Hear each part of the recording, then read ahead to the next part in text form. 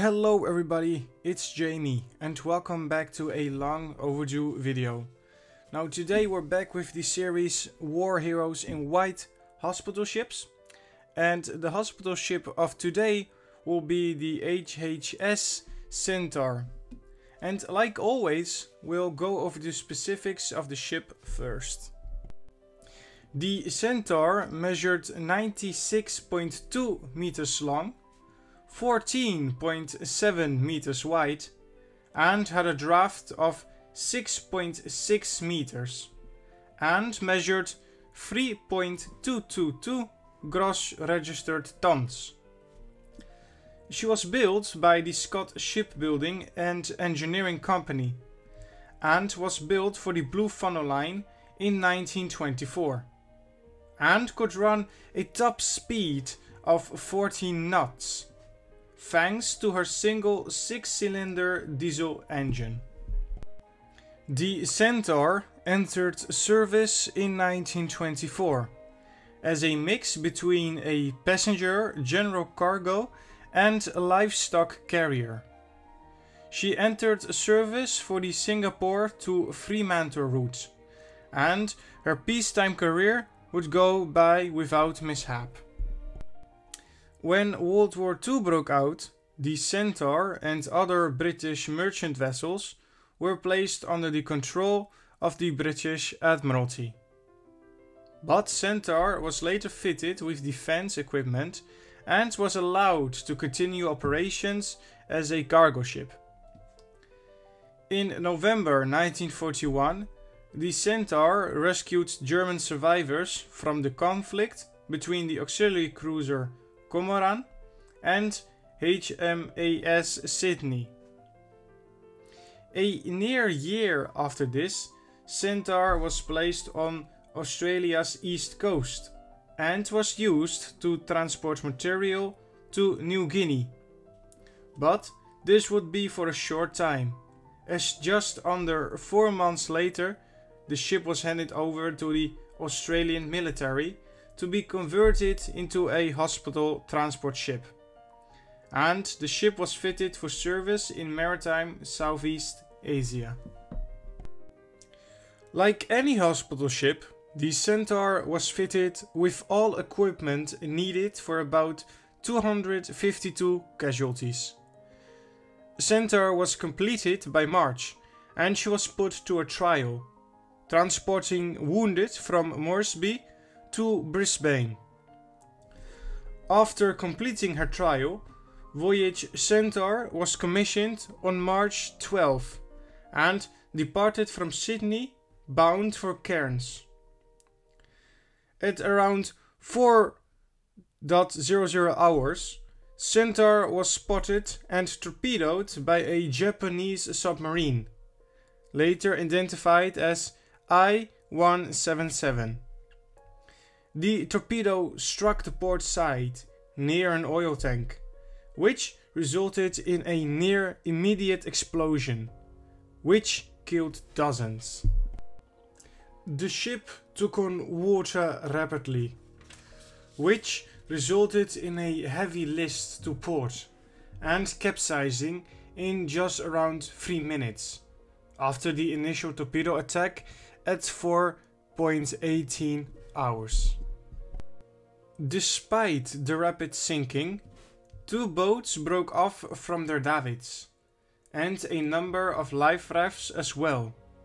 And shockingly, of the 396, 64 survived the horrific sinking, but they weren't found for another 36 hours. This attack caused public outrage, as the Japanese had broken the 1907 Hague Convention, which protects hospital transports from hostile attacks from either side, unless the ship itself is used for anything other than a hospital transport. Then they could be attacked without hesitation. Survivors were later picked up by the USS Mugford, a Bagley-class destroyer, later scuttled in 1948. In December 1943, the Japanese government issued a statement, formally denying the attack on the hospital ship Centaur. This response from the Japanese caused even greater outrage, and soon the world started using this attack as a way to push people, especially in Australia, to defeat the Japanese. With the Japanese surrendering in September 1945, the trials for the war crimes took place. However, due to Japan's ignorance for the sinking of the Centaur, the winning party wasn't able to find private documents stating that the Centaur was sunk. Therefore, no one could be tried for the sinking. Between 1945 and 1979, a number of articles and books were published about the sinking. Which submarine and who sank the ship? In 1968, a man by the name of George Herman Gill published an article and concluded that the submarine that attacked the Centaur was either the I-108 or I-180.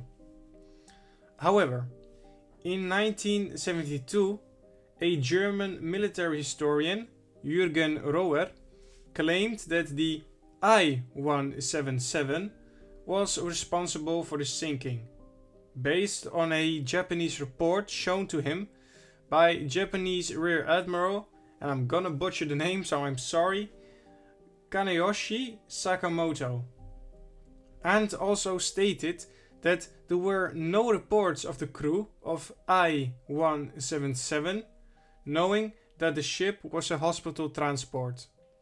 But this claim was overlooked.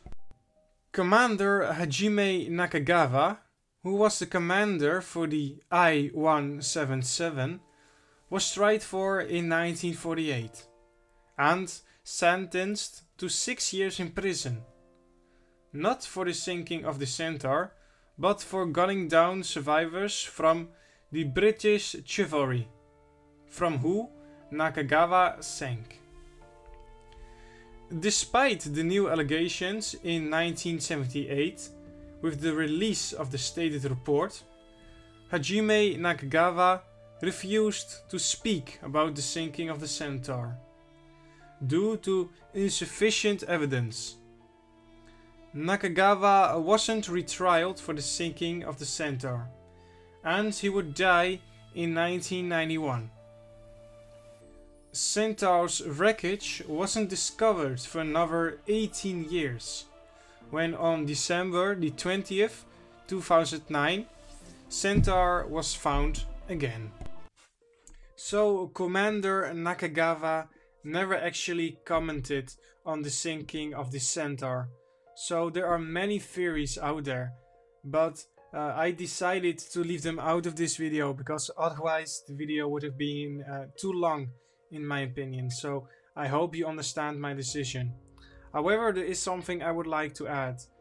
For you guys who don't know, when I make my scripts, my English is not the best, so I have a friend who cleans the scripts up for me.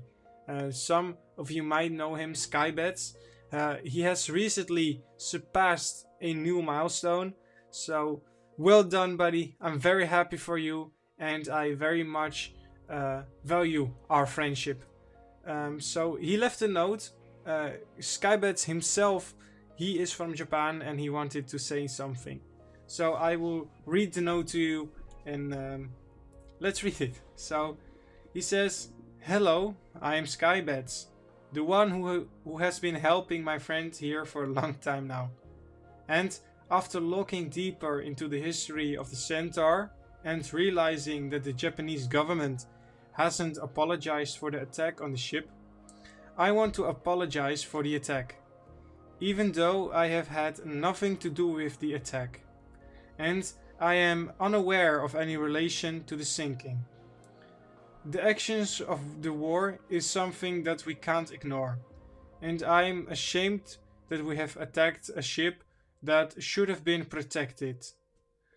To the 332 and the families that have been affected, I am sorry for the crimes that my country has committed, and we will carry this no matter what.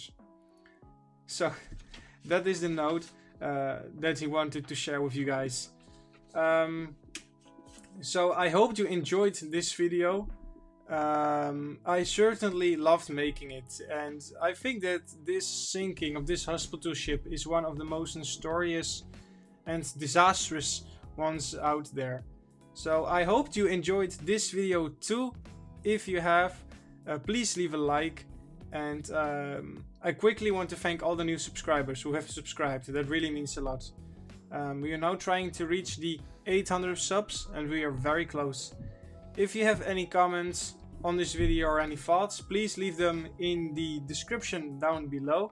I really love reading them, and I reply to each and every one of them. So with that out of the way, guys, stay positive, stay happy, and we will see each other on a new video. Goodbye, my friends.